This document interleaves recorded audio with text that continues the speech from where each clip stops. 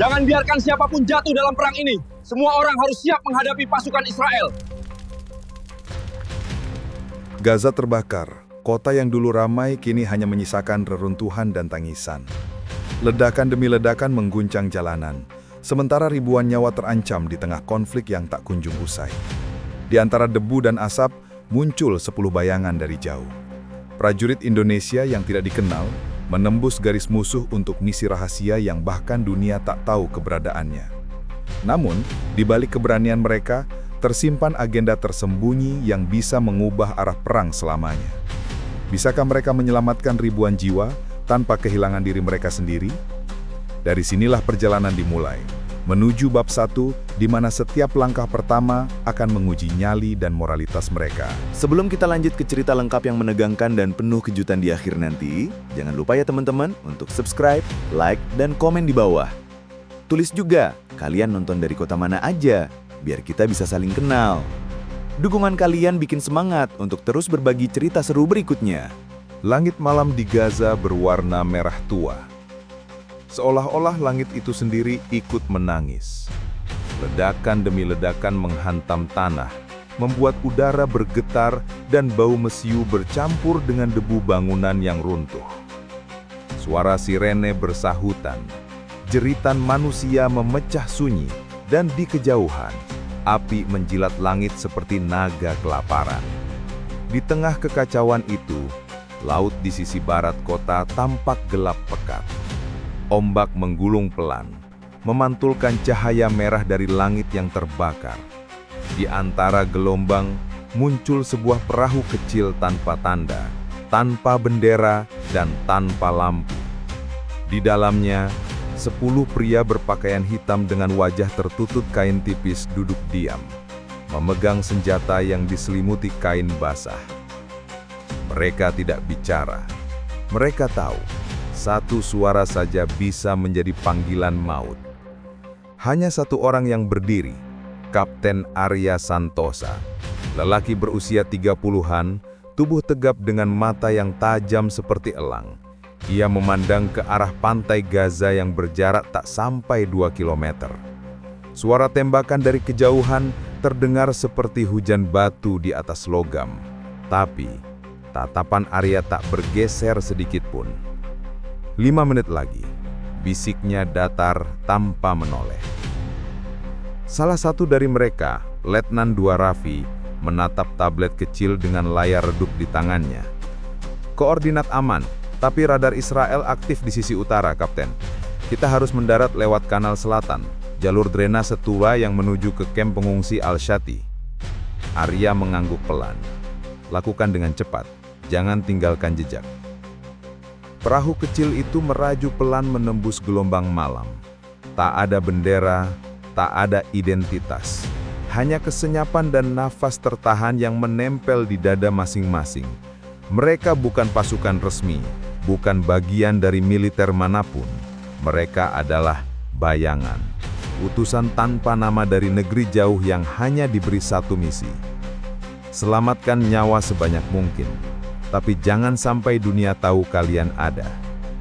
Begitu perahu menepi, mereka langsung turun ke air, berjalan setengah membungkuk melewati bebatuan tajam. Bau asin laut bercampur dengan debu dan darah yang mengering di udara. Dari kejauhan, suara anak kecil menangis terdengar samar, dan itu cukup untuk membuat dada Arya mengeras. Di antara reruntuhan gedung, seorang lelaki Palestina berlari ke arah mereka sambil membawa obor kecil. "Apakah kalian dari bulan sabit merah?" teriaknya dalam bahasa Arab. Arya menatap tajam lalu menjawab dengan suara rendah, "Tidak. Kami hanya datang untuk membantu." Lelaki itu menatap bingung, "Tapi siapa kalian?" Arya tidak menjawab. Ia hanya memberi isyarat dengan 2 jari agar lelaki itu menunduk. Sekejap kemudian, suara drone melintas di atas kepala mereka. Lampu putih menyorot ke bawah, menyapu tanah, lalu menghilang. Semua orang menahan nafas. Tak ada yang bergerak sampai suara itu benar-benar hilang di langit. Setelah aman, Arya menatap timnya. Masuk ke kota, formasi 2. Raffi di depan, Sersan Bayu di belakang. Jangan gunakan senjata kecuali darurat. Mereka bergerak seperti bayangan, menembus lorong-lorong sempit yang hancur oleh perang. Dinding penuh lubang peluru, poster anak hilang menempel di setiap sudut, dan aroma kematian menggantung di udara. Di sisi kanan jalan, sebuah keluarga kecil duduk di bawah reruntuhan toko, memeluk satu sama lain dalam diam. Seorang anak perempuan menatap ke arah Arya dengan mata penuh debu. Matanya kosong, tapi di dalamnya masih tersisa secerkah tanya. "Apakah kalian malaikat?" bisik anak itu dengan suara serak. Arya berhenti sejenak, ia berlutut, menatap anak itu lalu berkata pelan, "Tidak, kami hanya manusia, tapi kami datang untuk menolong." Anak itu tersenyum samar sebelum kembali bersandar di pangkuan ibunya yang terkulai lemah. Setelah menempuh hampir 2 jam berjalan, tim sampai di sebuah bangunan tua yang separuhnya roboh. Di sana sudah menunggu beberapa relawan lokal yang tampak lelahan. Mereka menunduk hormat ketika melihat Arya dan timnya datang. "Kapten Arya?" tanya seorang pria Arab dengan sorot mata tajam. "Aku Khalid, dari kelompok bantuan medis. Kami sudah menyiapkan jalur aman menuju selatan, tapi perbatasan dijaga ketat. Banyak anak-anak yang terjebak di sana." Arya menatap peta di tangannya. "Kami akan melewati kanal air bawah tanah. Dari sana kita bisa keluar di dekat rumah sakit Al-Quds, tapi kita butuh pemandu." Khalid mengangguk pelan. "Ada satu orang yang tahu jalan itu, tapi dia sudah hilang sejak kemarin." "Maksudmu?" Arya bertanya cepat. Khalid menunduk. Dia diculik saat mengantar obat-obatan. Dokter perempuan, namanya Lailah Karim. Nama itu membuat Arya terdiam saat ia pernah mendengar laporan tentangnya. Seorang dokter muda Palestina yang terkenal berani menembus garis depan hanya untuk menyelamatkan anak-anak. Jika dia tertangkap, itu berarti akan ada lebih banyak nyawa melayang. "Baik," kata Arya akhirnya. "Kita cari dia malam ini juga. Raffi, deteksi panas aktif di radius 100 meter. Bayu, pasang sensor senyap di semua titik masuk." Perintah itu langsung dijalankan. Dalam hitungan menit, area sekitar bangunan menjadi markas kecil yang tersembunyi di balik reruntuhan. Di langit, pesawat tanpa awak terus berputar. Kadang cahaya merahnya menembus awan, seperti mata iblis yang mencari mangsanya. Saat tengah malam tiba, Arya duduk bersandar di dinding retak, memandangi api kecil di kaleng bekas. Angin malam membawa suara orang mengaji dari kejauhan, lembut tapi menyayat hati. Ia menutup matanya sejenak mengingat wajah istrinya di Indonesia, yang mungkin sekarang sedang tidur dengan tenang tanpa tahu bahwa suaminya sedang berada di tengah neraka dunia. "Kenapa kau masih di sini, Kapten?" Suara Sersan Bayu memecah kesunyian. "Kau bisa saja menolak misi ini. Tidak ada surat perintah resmi, tidak ada pangkat yang diakui.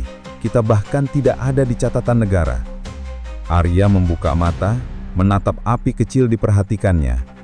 "Karena ada hal yang tidak butuh pengakuan, Bayu. Kadang, kita harus bertarung bukan untuk medali, tapi untuk hati nurani." Bayu terdiam. Kalimat itu menggantung di udara, menembus ke dalam dada mereka yang mulai beku oleh dingin dan ketakutan.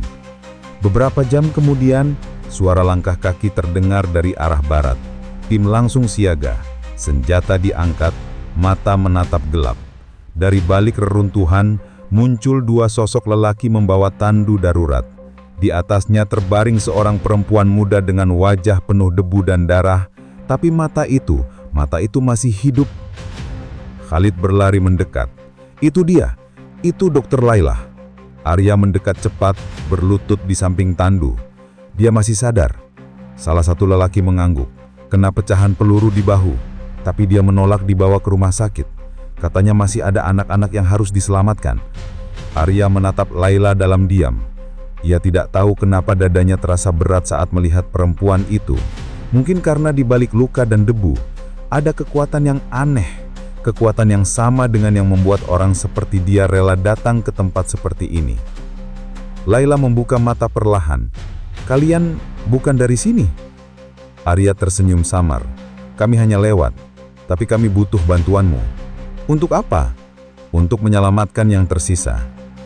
Layla menatap dalam-dalam ke mata Arya, seolah ia mencoba membaca niat di balik wajah asing itu. Setelah beberapa detik hening, ia mengangguk lemah.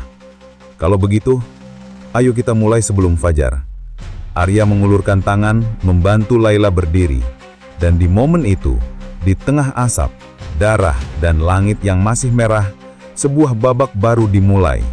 10 bayangan dari negeri jauh bersiap melangkah ke dalam labirin perang yang akan menguji bukan hanya nyali mereka, tapi juga hati mereka sendiri. Langit Gaza masih menyala, tapi di balik neraka itu, ada seberkas cahaya kecil yang coba bertahan. Dan malam itu, 10 bayangan turun dari laut, bukan untuk mencari kemenangan, melainkan untuk mengembalikan makna dari kata kemanusiaan yang hampir punah di bumi yang terbakar. Fajar di Gaza datang tanpa keindahan. Langit tidak menampilkan jingga yang hangat seperti di negeri tropis. Hanya abu, asap, dan kepulan debu yang menutupi cahaya matahari. Di antara puing-puing bangunan yang setengah runtuh, 10 sosok berpakaian hitam bersiap di balik dinding beton retak. Senjata mereka tidak berkilau, karena dilapisi cat buram agar tidak memantulkan cahaya. Mereka bukan tentara biasa. Mereka tidak memiliki lambang, tidak mengenakan bendera, dan tidak membawa tanda pengenal. Hanya tatapan tajam dan diam panjang yang menjadi bahasa mereka. Kapten Arya berdiri di depan. Wajahnya kaku tapi matanya hidup. Di tangannya, selembar peta lusuh yang ditandai dengan tinta merah. Jalur-jalur yang sudah mereka lalui, titik-titik ledakan semalam, serta lokasi berikutnya. Taman kanak-kanak yang kini berubah menjadi tempat berlindung bagi 30 anak kecil. Target bagi ini jelas, kata Arya, suaranya tegas tapi rendah. Kita bantu evakuasi mereka ke Al-Quds, tapi kita harus bergerak sebelum pesawat tak berawak kembali patroli. Raffi, pimpin teknis. Nanda, jaga pergerakan di sisi timur. Sersan Bayu, kamu di belakang. Pastikan tidak ada jejak tertinggal. Semua mengangguk, tidak ada pertanyaan. Hanya satu orang yang berbisik pelan, suara lembut tapi penuh keyakinan. Dan kalau kita tidak sempat keluar sebelum matahari naik? Itu suara Letnan Raffi, ahli teknologi tim, lelaki kurus dengan mata tajam dan jari yang selalu bergerak cepat di atas perangkatnya. Arya menatapnya sejenak lalu menjawab dengan tenang. Maka kita bersembunyi, tapi tidak meninggalkan siapapun. Raffi mengangguk lalu menyalakan layar kecil di tangannya. Sinyal statis muncul. Drone Israel mulai aktif lagi di zona barat. Mereka mencari sinyal komunikasi. Kita tak boleh pakai radio terlalu lama. Gunakan kode sandi 3, seperti latihan. Mereka bergerak, satu persatu, seperti arwah yang menembus kegelapan. Lorong-lorong sempit menjadi jalur mereka, dan suara langkah kaki nyaris tak terdengar. Kadang hanya deru napas yang terdengar, berat, menekan, dan dingin. Gaza belum terbangun sepenuhnya, tapi kehancuran sudah menunggu di setiap sudut. Di antara puing-puing bangunan yang setengah runtuh, 10 sosok berpakaian hitam bersiap di balik dinding beton retak. Senjata mereka tidak berkilau, karena dilapisi cat buram agar tidak memantulkan cahaya. Saat melintasi jalan utama, mereka berhenti. Sebuah mobil terbakar di tengah jalan. Di sampingnya, 2 mayat terletak. Sersan Bayu menunduk sebentar lalu berbisik lirih. Anak-anak ini tak sempat apa-apa. Bahkan mainan mereka masih di tangan. Arya menatap diam, lalu melangkah lagi. Jangan berhenti terlalu lama. Kita masih punya banyak yang bisa diselamatkan. Di belakang, prajurit Jaya, pria asal Sulawesi dengan bekas luka panjang di pipinya, melirik Sersan Bayu. Kau masih membawa foto itu? Tanyanya pelan. Bayu menoleh sedikit terguncang. Foto apa? Yang selalu kau selipkan di saku kiri rompi. Bayu menghela napas menatap ke depan. Aku kehilangan dia saat tsunami melanda kampungku dulu. Kalau hari ini aku mati di sini, setidaknya aku bisa merasa aku membalas dunia dengan sesuatu yang baik. Jaya mementok bahunya. Kita semua kehilangan sesuatu. Itu sebabnya kita di sini. Kata-kata itu sederhana tapi menampar diam yang panjang di antara mereka. Beberapa jam kemudian mereka tiba di TK yang dimaksud. Gedungnya separuh roboh, tapi di bawahnya terdengar tangisan anak-anak. Dokter Laila yang kini ikut bersama mereka segera berlari ke arah peruntuhan. "Cepat bantu aku!" serunya. Raffi dan Arya langsung bergerak mengangkat balok beton dengan alat portable kecil. Asap dan debu membuat napas sesak. Dari balik keruntuhan muncul wajah kecil penuh debu. Seorang anak laki-laki menangis pelan sambil memeluk boneka kecil. "Sudah nak, kau aman sekarang," kata Laila lembut. Anak itu hanya bisa mengangguk, tangannya gemetar. Arya menatapnya lama kemudian memalingkan wajah. Ia tahu kalau terlalu lama menatap mata anak itu, hatinya bisa rapuh. Beberapa menit kemudian seluruh anak berhasil dikeluarkan, tapi tak semuanya hidup. Ada 3 tubuh kecil yang sudah dingin. Laila terisak menutup mulutnya dengan tangan. Sersan Bayu mengangkat satu persatu tubuh itu dan meletakkannya di atas kain lusuh. Bahkan mereka belum sempat tahu artinya kata damai, ucapnya lirih. Arya menatap mereka semua lalu berkata pelan, "Kita kirim doa sebentar, lalu lanjutkan perjalanan." Mereka berdiri melingkar, menunduk. Di tengah bau mesiu dan debu, doa itu terasa seperti napas terakhir dari kemanusiaan yang tersisa. Sore harinya, di tempat persembunyian sementara, Raffi duduk di pojok ruangan menatap layar tabletnya. Ia baru saja memecahkan kode enkripsi dari pesan yang dikirim lewat satelit. Isinya singkat. Prioritas utama, amankan file biru. Jangan tanya sumber. Gunakan jalur selatan. Jangan percaya siapapun. Raffi membaca ulang kalimat itu berkali-kali. "File biru," gumamnya. "Kita datang ke sini untuk misi kemanusiaan, bukan pengambilan data." Arya menghampirinya. "Ada masalah?" Raffi menatapnya dalam diam. "Pesan dari komando utama, tapi tidak ada tanda tangan digital. Tidak ada pengenal. Kapten, siapa sebenarnya yang kita ikuti?" Arya tidak langsung menjawab. Ia menatap keluar jendela melihat langit yang mulai merah lagi karena serangan udara. "Tugas kita sederhana, menyelamatkan orang. Sisanya nanti kita cari tahu." "Tapi kalau perintahnya berlawanan dengan hati nurani?" Arya menoleh perlahan. Tatapannya dingin tapi juga lelah. "Maka kita dengarkan hati nurani, Raffi. Tapi jangan sampai tim ini terpecah sebelum waktunya." Raffi terdiam, namun sesuatu di dalam dirinya mulai retak. Ia menyimpan pesan itu dalam memori terenkripsi tanpa memberitahu yang lain. Sebuah keputusan kecil yang nanti akan menentukan arah nasib semua orang di tim itu. Malam datang. Di bawah cahaya redup dari lampu darurat, para anggota tim berkumpul untuk makan seadanya. Roti kering dan air yang rasanya seperti logam. Suasana hening, hanya suara angin dan gemuruh jauh di langit. "Dulu aku tidak pernah membayangkan akan berada di sini," ujar sersan muda Adi yang berasal dari Jawa Timur. "Waktu pertama kali gabung di pelatihan rahasia itu, kukira kita akan dikirim ke Laut Cina Selatan, bukan ke tempat seperti ini." "Perang tidak memilih tempat," sahut Nanda, satu-satunya perempuan dalam tim dengan rambut pendek dan tatapan tegas. "Dan dunia ini tidak butuh alasan untuk membunuh." Jaya tertawa hambar. "Kau bicara seperti sudah mati 2 kali." Nanda menatapnya datar. "Mungkin aku memang sudah mati sejak misi terakhir di perbatasan Mindanao. Setelah melihat anak-anak mati di pelukan ibunya, aku berhenti percaya pada kata kemenangan." Suasana mendadak hening lagi. Bukan karena takut, tapi karena semua mengerti. Setiap dari mereka membawa trauma, luka, dan masa lalu yang belum selesai. Tengah malam, suara ledakan besar mengguncang dinding tempat mereka bersembunyi. Lampu padam. Raffi berlari keluar melihat asap membungkung tinggi dari arah selatan. "Itu markas medik Al-Shifah," teriaknya. Arya segera memanggil tim. "Kita ke sana sekarang. Siapkan peralatan. Semua." Laila menahan Arya. "Tidak, mereka sudah menyerang 3 kali hari ini. Kalau kalian pergi sekarang, kalian bisa terbunuh. Tapi kalau kita diam, mereka semua mati." Dalam sekejap, 9 bayangan itu bergerak, menembus malam dengan langkah cepat. Jalanan yang mereka lalui penuh pecahan kaca dan tubuh manusia. Bau darah bercampur debu membuat kepala berputar, tapi tak ada yang berhenti. Ketika mereka tiba, rumah sakit itu sudah hancur separuhnya. Puluhan orang tergeletak. Tangisan, teriakan, dan doa bercampur menjadi satu. Arya dan Bayu langsung menggali runtuhan. Laila menolong korban sementara Raffi mencoba menonaktifkan drone yang masih berputar di atas kepala. Tiba-tiba, sebuah benda kecil berpendar merah jatuh di dekat mereka. Granat! Teriak Jaya. Mereka melompat hampir bersamaan. Ledakan mengguncang tanah, debu menutupi semuanya. Arya terlempar, tubuhnya menghantam dinding, telinganya berdengung.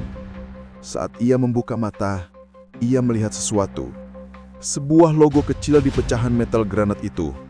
Bukan logo Israel, bukan juga logo kelompok perlawanan.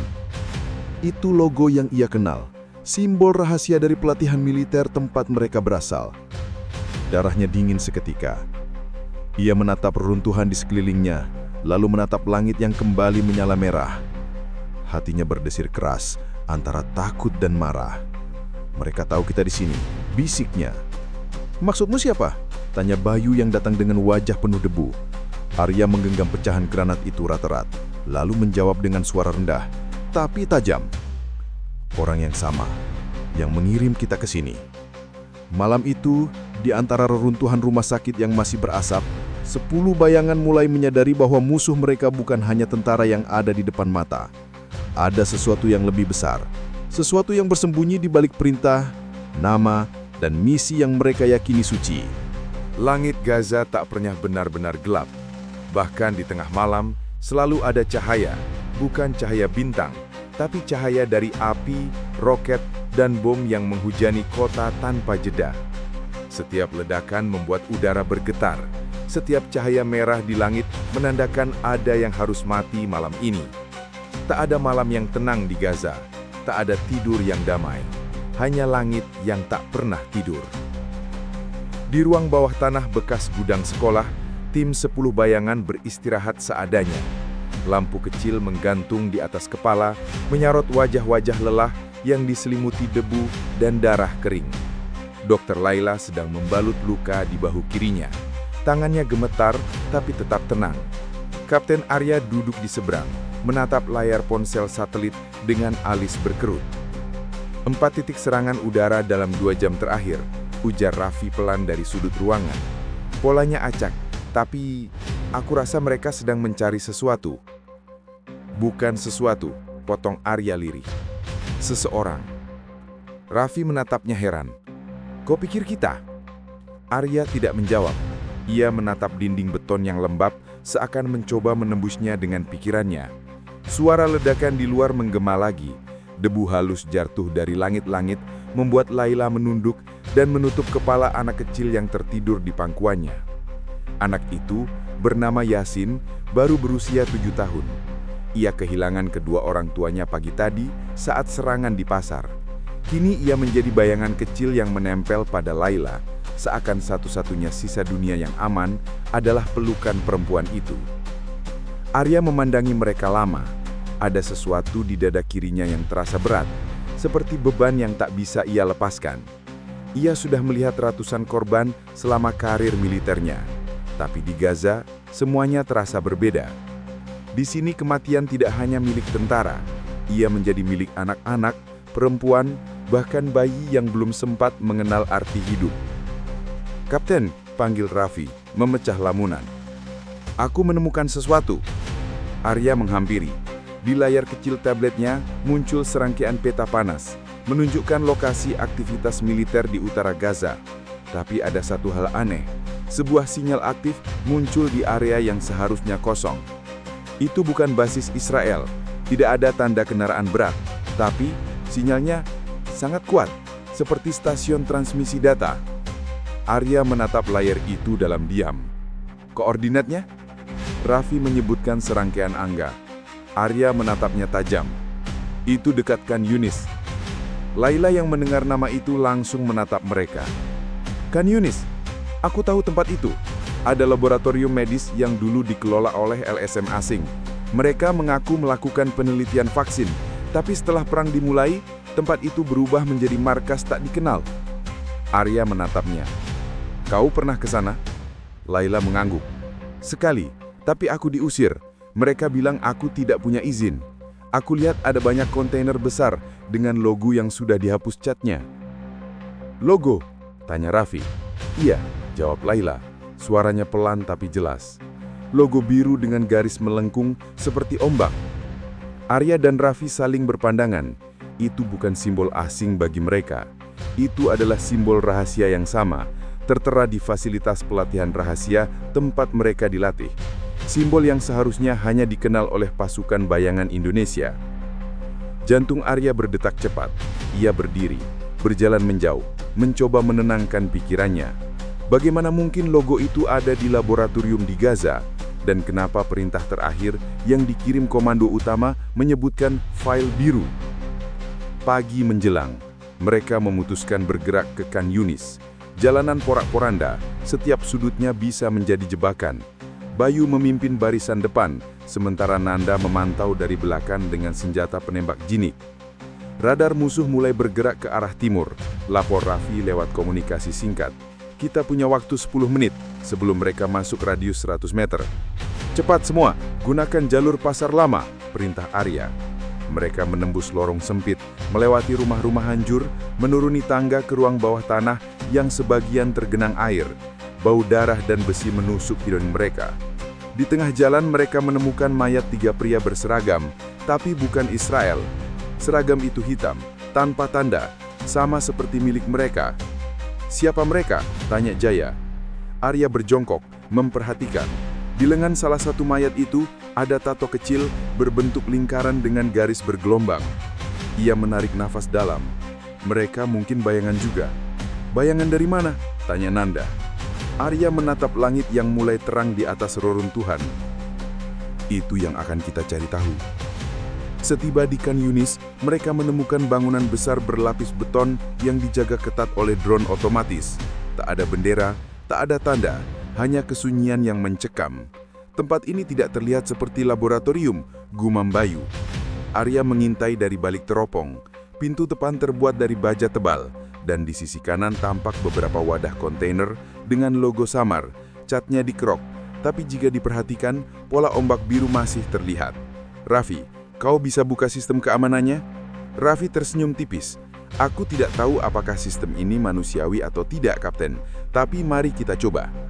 Ia menancapkan alat pemecah kode ke terminal kecil di dinding luar. Dalam 2 menit, pintu berderak pelan.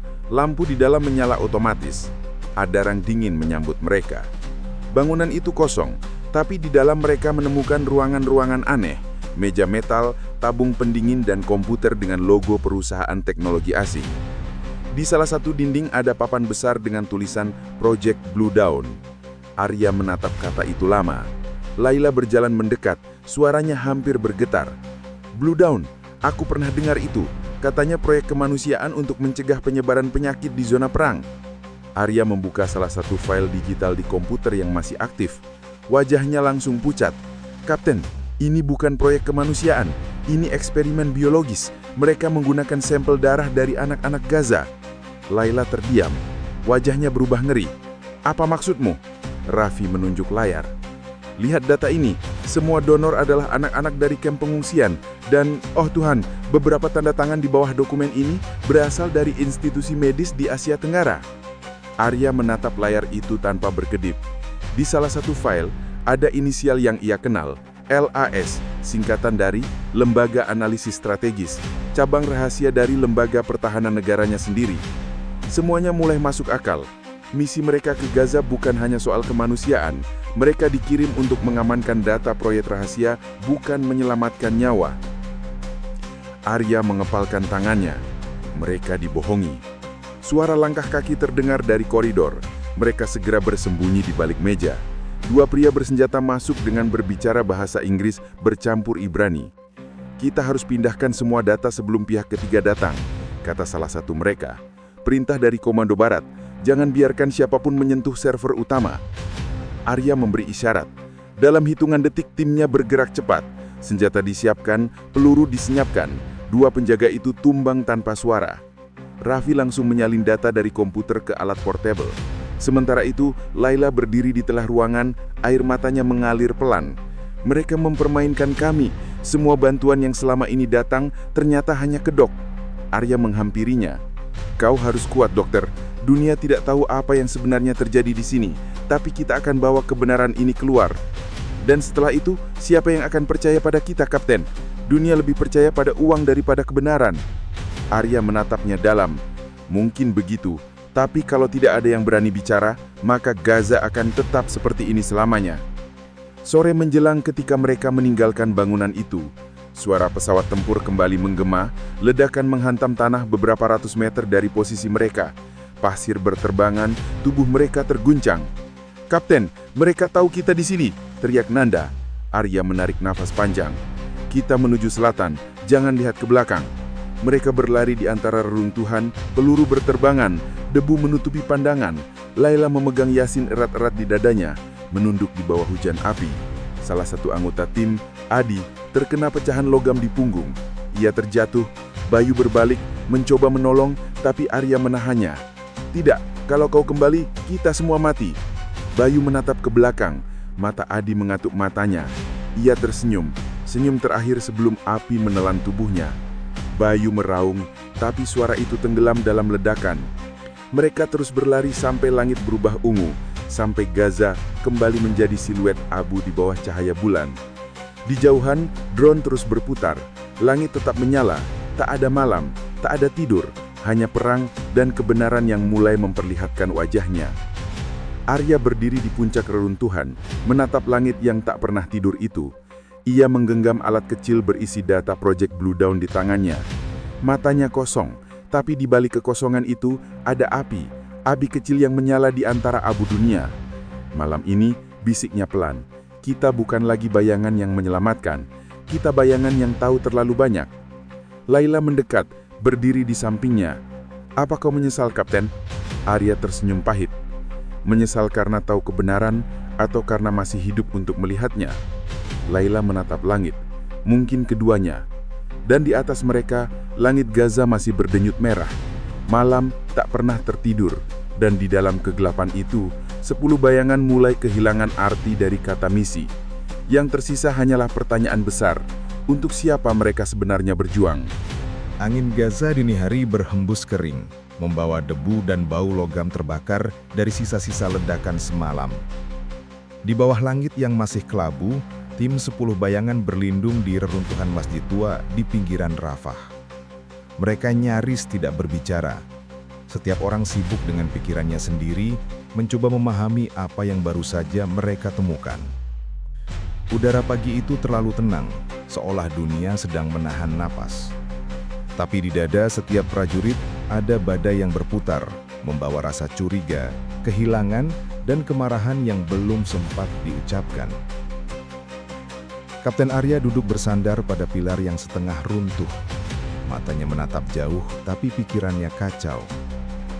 Di tangannya masih tergenggam alat kecil berisi data Project Blue Dawn, bukti hidup bahwa misi mereka bukan sekadar kemanusiaan. Raffi berjalan mendekat, wajahnya pucat karena kurang tidur. "Aku sudah memeriksa ulang semua file Kapten, isinya lebih parah dari yang kita kira." Arya menoleh perlahan. "Katakan." Raffi menelan ludah. "Proyek itu bukan hanya eksperimen biologis. Ada catatan pengiriman sampel nyarah dan data genetika ke berbagai laboratorium di luar Gaza, termasuk ke Jakarta." Seketika, ruangan terasa dingin. Semua orang yang mendengar langsung menatap Raffi dengan wajah tegang. "Jakarta?" tanya Bayu dengan nada tidak percaya. "Kau yakin?" Raffi mengangguk pelan. "Ya, kode yang digunakan sama dengan kode dari lembaga analisis strategis yang melatih kita dulu. Mereka terlibat, Kapten. Dari awal." Arya menunduk, menarik napas panjang, mencoba menahan gejolak di dadanya. Jadi, selama ini misi yang ia yakini suci hanyalah perpanjangan tangan dari permainan politik. Permainan yang menjadikan penderitaan manusia sebagai data. Laila yang duduk di dekat pintu menatap Arya dengan mata yang berair. "Kau tahu, aku selalu percaya bahwa dunia masih punya sisi baik. Tapi melihat ini, rasanya seperti semua doa orang Gaza hanya dipantulkan kembali oleh langit." Arya menatapnya lama. "Mungkin langit tidak menolak doa itu, dokter. Mungkin kita yang mengotorinya dengan ambisi." Laila menunduk, menatap anak kecil di pangkuannya, Yasin yang masih terlelap kelelahan. "Kalau begitu, apa bedanya kita dengan mereka?" Tak ada yang menjawab. Bayu berdiri menendang kaleng kosong hingga bergulir ke dinding. Aku tidak mau lagi jadi pion. Kalau mereka mempermainkan kita, aku ingin tahu siapa yang ada di balik semua ini. Tenang Bayu, ujar nada cepat, mencoba meredakan ketegangan. Tapi sebelum Arya sempat menengahi, suara kecil dari radio komunikasi Raffi terdengar. Kapten Arya, panggilan dari Pusat Operasi Indonesia 9. Arya menatap Raffi dengan tatapan tajam. Sambungkan. Sebuah suara berat, datar dan tanpa emosi keluar dari speaker. Kapten Arya, laporan terakhir menunjukkan kalian telah selesai menyelesaikan tahap pengumpulan data. Segera siapkan ekstraksi. Titik penjemputan di koordinat selatan Rafah. Jangan membawa siapapun selain tim inti. Arya terdiam. Suara itu adalah suara Komandan Suryatno, atasan langsungnya di Jakarta. Suara yang dulu ia percayai sepenuh hati. Komandan, ucap Arya datar. Kami menemukan data tambahan. Ada indikasi keterlibatan pihak kita dalam proyek ini. Kami perlu klarifikasi. Hening beberapa detik, lalu suara di radio menjawab dengan nada dingin. Itu bukan urusanmu, Kapten. Tugasmu hanya mengambil data dan kembali hidup-hidup. Arya mengepalkan tangan. Dan bagaimana dengan orang Gaza yang dijadikan bahan percobaan? Anak-anak itu, dokter yang membantu kami, warga sipil yang mati tanpa tahu kenapa. Cukup, potong suara itu keras. Kau prajurit bayangan, kau bukan politisi, kau di sini tidak untuk bertanya. Lalu, sambungan terputus. Keheningan menggantung. Semua menatap Arya menunggu reaksinya. Tapi yang mereka lihat hanyalah wajah kosong, seperti masker batu tanpa arah. Malamnya mereka membentuk lingkaran kecil di tengah reruntuhan. Api kecil menyala, menari-nari di antara bayangan wajah lelah. Kapten, kata Raffi pelan, kalau kita kembali sekarang, mereka akan menutup mulut kita. Kita tahu terlalu banyak. Bayu menimpali. Dan kalau kita tetap di sini, kita akan diburu dari dua arah, Israel dan negara kita sendiri. Laila memandangi mereka satu persatu. Jadi, apa rencanamu sekarang, Kapten Arya? Arya menatap api yang bergetar di hadapannya. Aku tidak tahu, tapi aku tahu satu hal. Aku tidak akan menyerahkan data ini. Dunia berhak tahu. Raffi menatapnya khawatir. Kalau kita membocorkannya, kita akan dianggap pengkhianat. Arya mengangguk pelan. Mungkin, tapi kalau diam, kita pengkhianat bagi kemanusiaan. Kata-kata itu membuat suasana hening, angin berdesir pelan, membawa aroma debu dan bara. Laila menatapnya dengan tatapan campuran antara hormat dan takut. Kau sadar, Kapten, keputusanmu akan mengubah segalanya. Arya menersenyum tipis. Langit Gaza sudah terbiasa menghilang sejak malam pertama kita datang. Sekarang, saatnya kita tentukan, berpihak pada siapa sebenarnya kita. Tapi sebelum mereka bisa merencanakan langkah berikutnya, sesuatu yang tak terduga terjadi. Sekitar tengah malam, sistem komunikasi mereka tiba-tiba menyala sendiri. Layar tablet Raffi menampilkan sinyal masuk. Ada message terenkripsi, sumbernya dari satelit kita sendiri. Arya menatapnya. Buka. Tulisan muncul perlahan di layar dalam kode yang hanya prajurit bayangan bisa baca. Kalian sudah diketahui, unit penjemputan tidak lagi sah, sembunyi atau hancur. Lalu di bawah pesan itu muncul satu kata lagi. Satu nama yang membuat darah Arya berhenti mengalir sesaat. Hantu 2. Nama itu adalah kode untuk unit rahasia lain, pasukan pemburu bayangan. Artinya, tim mereka telah dinyatakan tidak berguna. Mereka bukan lagi bagian dari operasi, melainkan target penghapusan. Raffi memandang layar itu dengan wajah pucat. Kapten, mereka mengirim pemburu. Laila menatap Arya dengan suara nyaris berbisik. Mereka ingin kalian mati. Arya menatap langit yang mulai berawan. Tidak hanya kami, mungkin seluruh kebenaran juga ingin mereka kubur bersama kami. Menjelang fajar, suara drone terdengar di kejauhan. Suara itu khas, rendah, bergetar seperti dengungan lebah raksasa. Bayu langsung siaga, menodongkan senjata ke arah langit. Kontak visual, 4 drone tempur mendekat dari arah utara. Arya berteriak, Semua lindungi data, bergerak ke bawah reruntuhan. Ledakan pertama mengguncang tanah, api menyambar udara. Laila jerit memeluk Yasin yang menangis ketakutan. Raffi berusaha mengalihkan sinyal pelacak dengan pemancar buatan, tapi gelombang elektromagnetik musuh terlalu kuat. "Kapten!" teriak Nanda dari balik dinding. "Mereka menembakkan risul pemandu Hanas." Arya bergeretakkan gigi. "Kita tidak bisa sembunyi terus. Bayu, Jaya, ikut aku. Kita tarik perhatian mereka keluar." "Kapten, itu bunuh diri!" protes Laila. Arya menatapnya dengan sorot mata tajam. "Kau jaga anak itu, dokter. Kalau aku gagal, Gata ini tetap harus hidup. Dunia harus tahu apa yang mereka lakukan di sini." Laila menggenggam tangannya erat. "Kau tidak boleh mati, Kapten." Arya menersenyum tipis. "Langit Gaza sudah terbiasa menghilang sejak malam pertama kita datang. Tapi kali ini, biar kehilangan itu punya arti."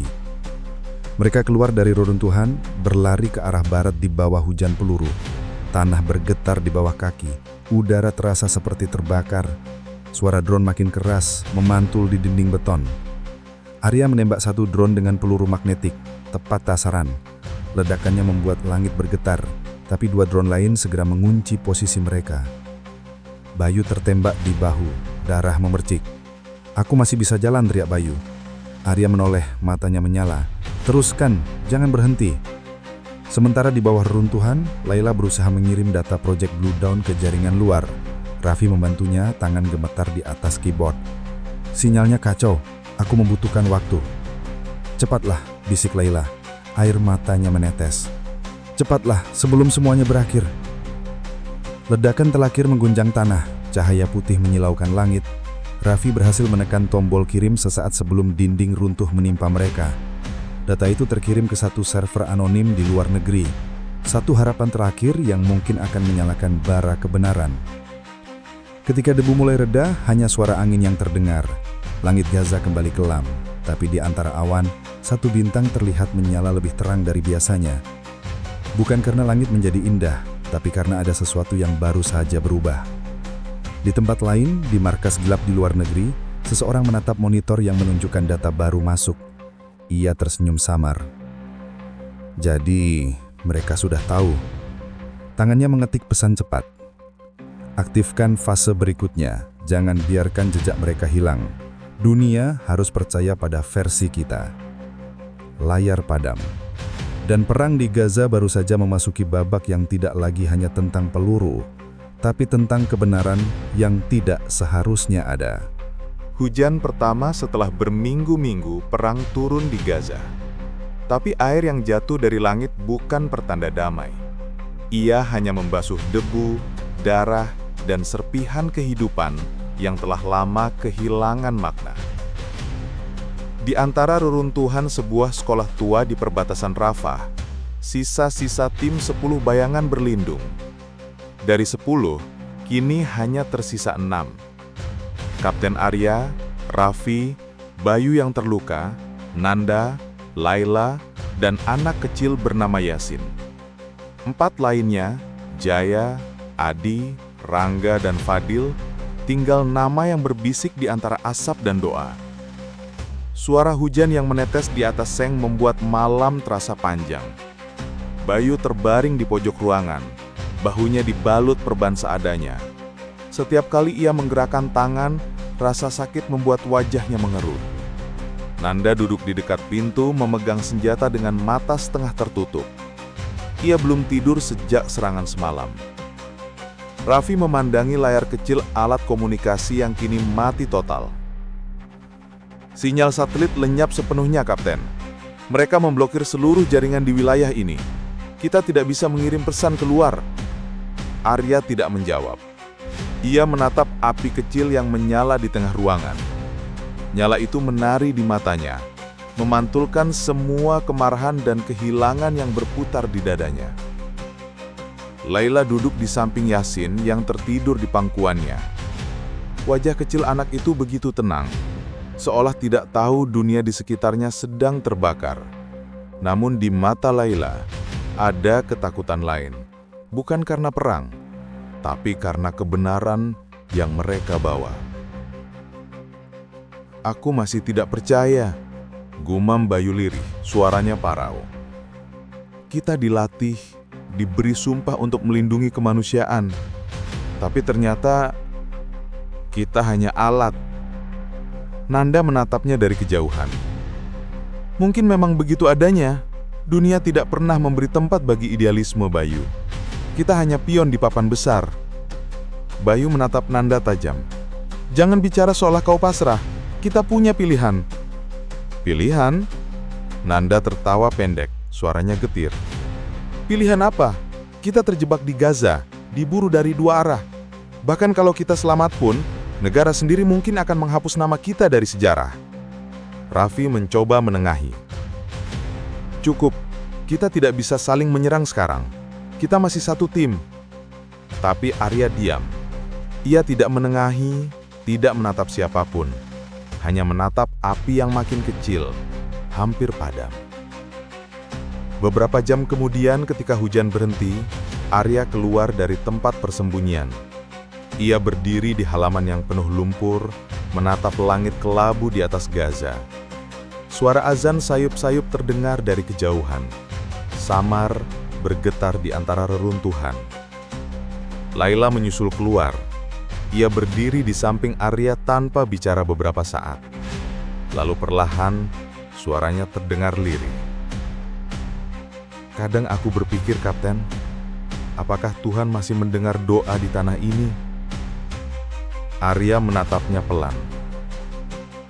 Mungkin Tuhan mendengar semuanya, Dokter.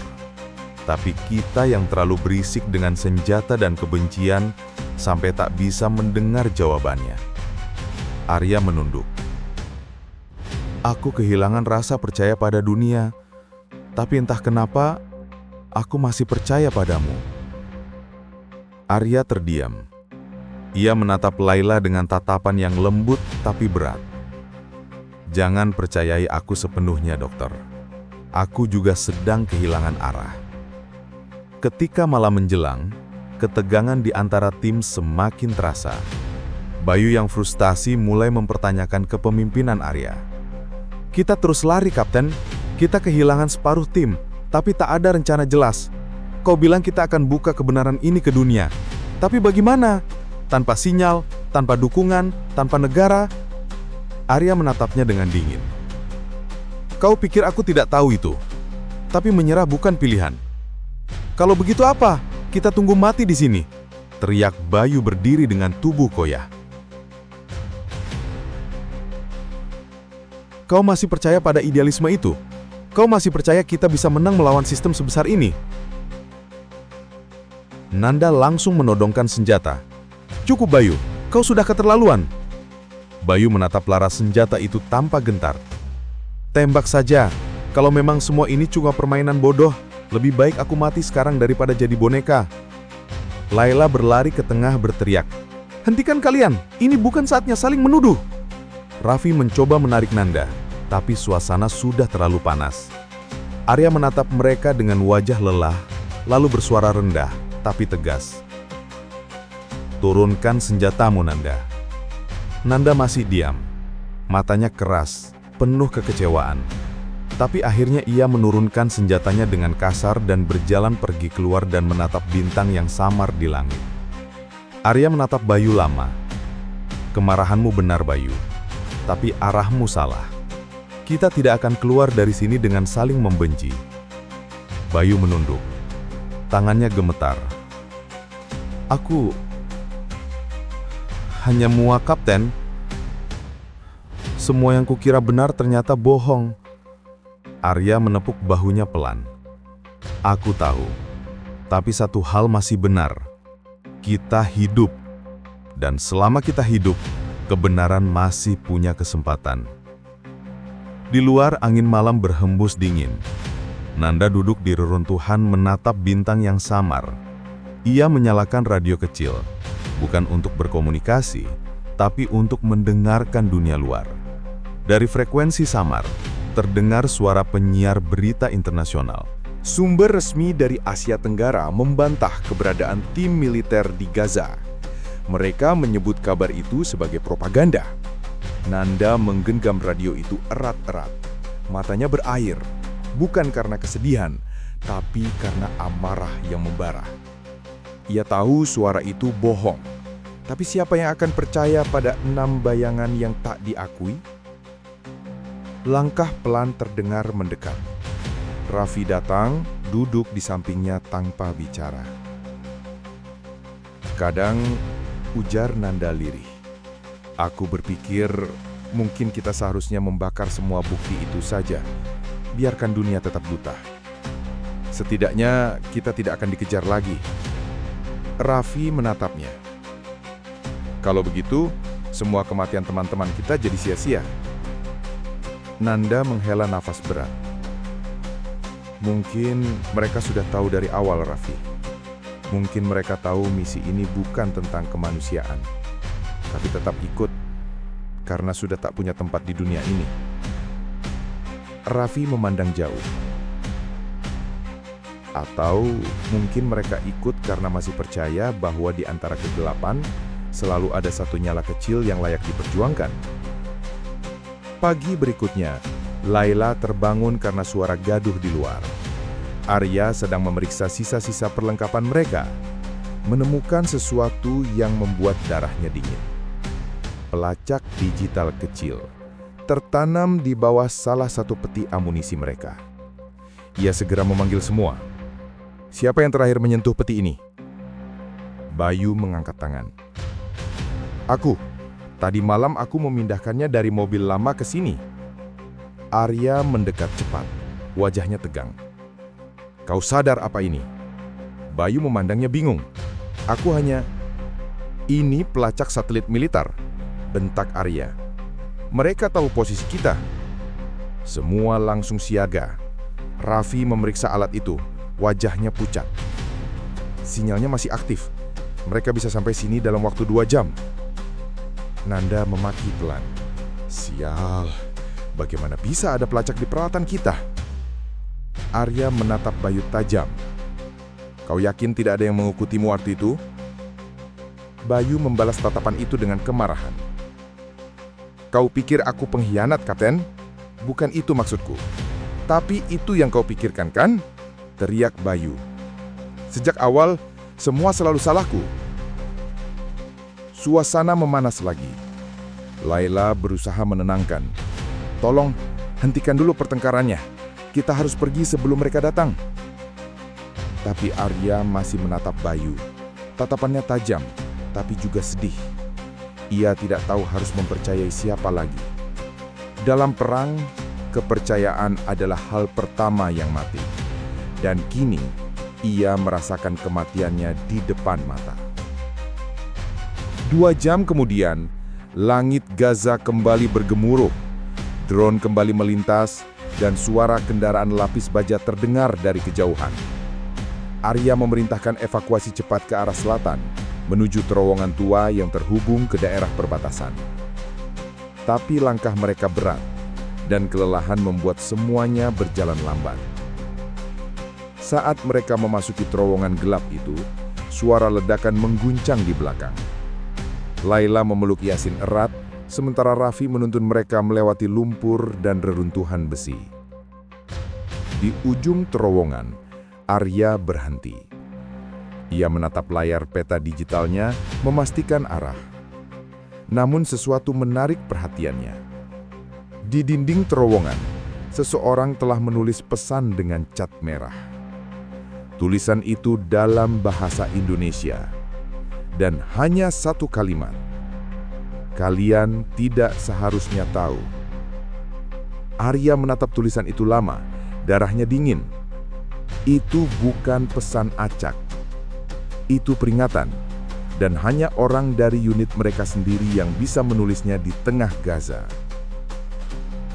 Malam itu di ujung selatan Gaza, mereka akhirnya berhenti. Di antara debu dan suara jauh ledakan, 6 bayangan itu terdiam. Tidak ada lagi kepercayaan penuh, hanya sisa-sisa keyakinan yang berjuang untuk tetap hidup. Kapten Arya menatap langit yang kembali dipenuhi asap dan cahaya merah. Bayangan kita mulai retak. Tapi sebelum semuanya hancur, aku akan pastikan satu hal. Apa itu? Arya menatap ke arah timnya satu persatu. Bahwa dunia tahu siapa yang sebenarnya menciptakan neraka di Gaza ini. Dan dari mana asalnya. Langit kembali menyala. Dan di tengah suara perang, langkah 6 bayangan itu bergerak lagi. Bukan untuk menyelesaikan misi, tapi menuntut kebenaran yang tak ingin diakui siapapun. Langit Gaza memerah, bukan karena senja, tapi karena api dan debu yang menelan horizon. Bau mesiu bercampur debu beton, menyesak paru, menembus pori-pori kulit yang sudah terlalu sering disiram keringat dan darah. Kapten Arya berdiri di balik tembok yang setengah runtuh, matanya menatap layar kecil di pergelangan tangannya. Titik hijau yang seharusnya menandai posisi sersan Bayu kini hilang, lenyap tanpa jejak. Komunikasi terakhir, suaranya serak, menahan amarah yang memuncak di dada. Raffi dengan headset di telinga menjawab cepat. Terakhir dia kirim sinyal sekitar 2 menit sebelum ledakan di distrik Al-Zaitun. Setelah itu, sinyal mati. Arya menggenggam tangan. Ia tahu apa artinya. Bayu bukan tipe yang mematikan perangkat. Kalau sinyal hilang, itu hanya bisa berarti satu hal. Dia ditangkap. Nanda berjalan mendekat. Wajahnya berdebu dan penuh goresan. Kita harus pergi malam ini, Kapten. Mereka akan menyisir daerah ini. Kalau kita tetap di sini, kita semua habis.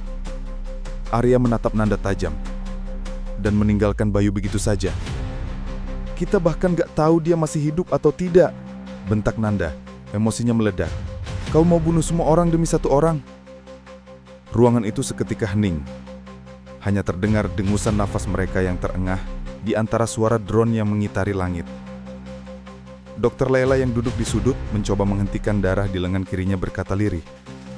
Kapten, saya tahu rasanya kehilangan. Tapi kalau kalian semua tertangkap, tidak akan ada lagi yang bisa melanjutkan misi ini. Arya menatap wajah Layla. Wajah yang kini pucat karena kelelahan, tapi matanya masih menyala dengan keberanian yang sama sejak malam pertama mereka bertemu. Ia menarik nafas panjang. Aku tidak akan meninggalkan siapapun. Ia melangkah ke tengah ruangan, menatap semua rekannya satu persatu. Bayu bukan hanya prajurit, dia saudara kita. Dan kalau ada satu di antara kita yang hilang, maka misi ini kehilangan artinya. Raffi menatapnya, ragu, tapi juga kagum. Kita butuh rencana, Kapten. Mereka pasti bawa Bayu ke salah satu pos bawah tanah. Tapi lokasi pastinya, tugasmu mencari tahu.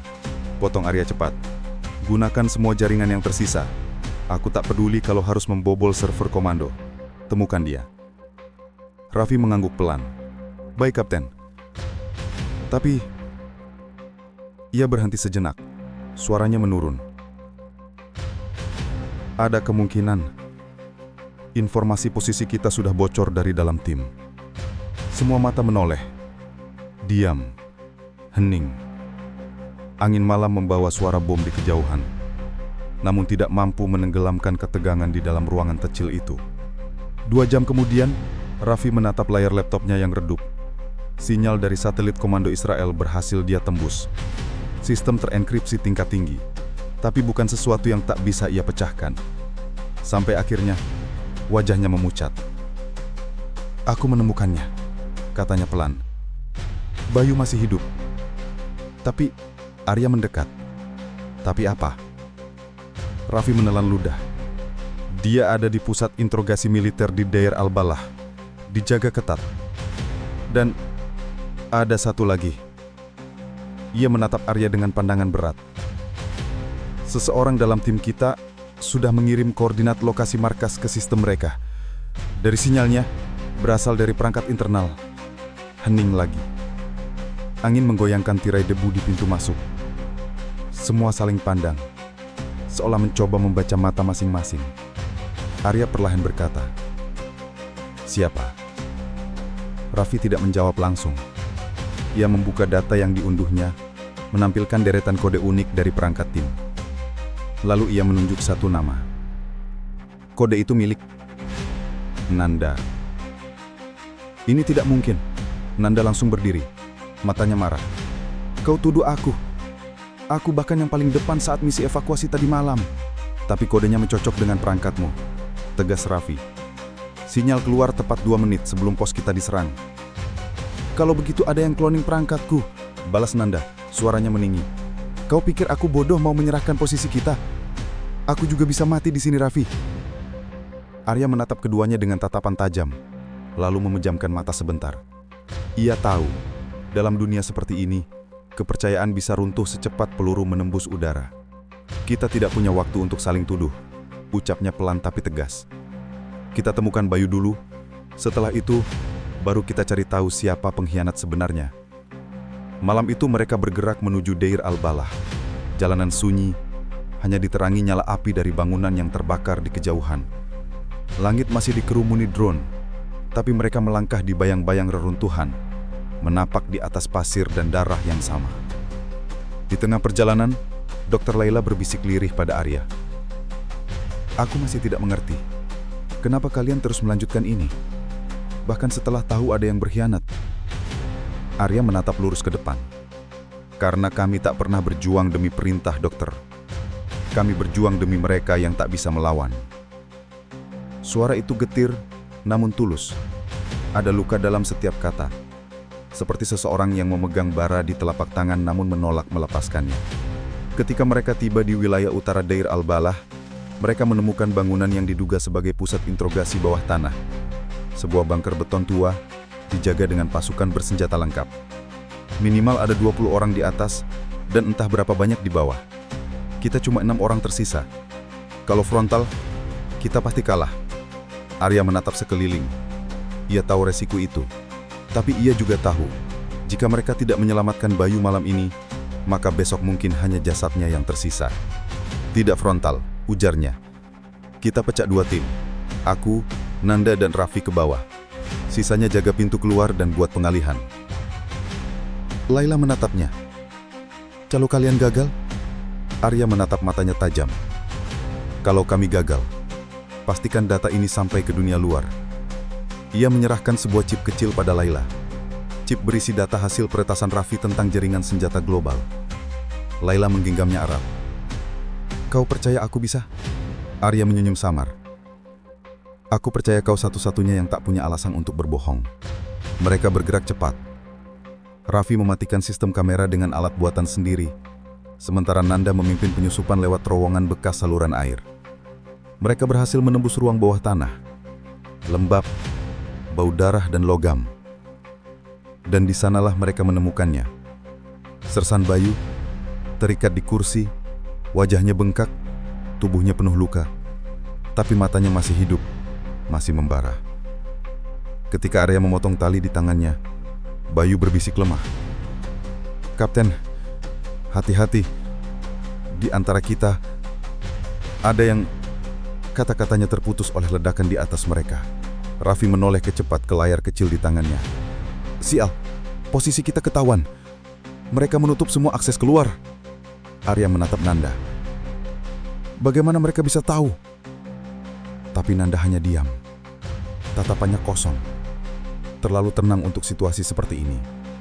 Dan di detik itu, sebelum Arya bisa berpikir lebih jauh, Nanda menodongkan senjata ke arah mereka. Maaf, Kapten. Ini bukan tentang siapa yang benar atau salah.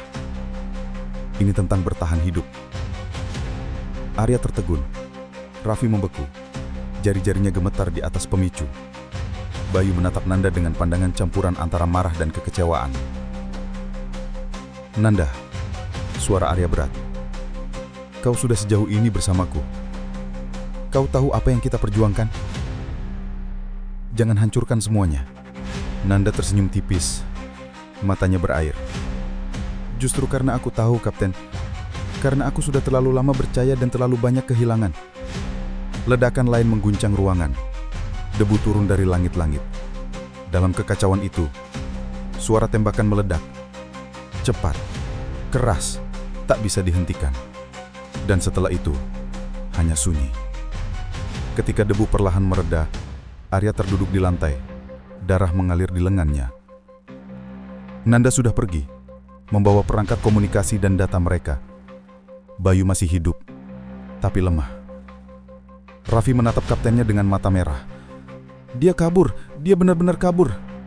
Arya menatap pintu besi yang terbuka setengah, menahan amarah dan sakit yang menyatu jadi satu. Tidak apa-apa, katanya pelan. Kita masih punya waktu. Kita akan kejar dia. Dan kali ini, ia menggenggam tangan, darah menetes di pasir. Tak akan ada lagi bayangan yang bisa berkhianat di bawah langit Gaza. Malam itu, Gaza tidak lagi hanya gelap. Ia hitam. Sehitam arus rahasia yang menyelimuti kota dari bawah tanah hingga langitnya. Kapten Arya berdiri di antara reruntuhan markas bawah tanah yang baru saja mereka tinggalkan. Debu masih menari di udara, bercampur dengan sisa darah dan ampas mesiu.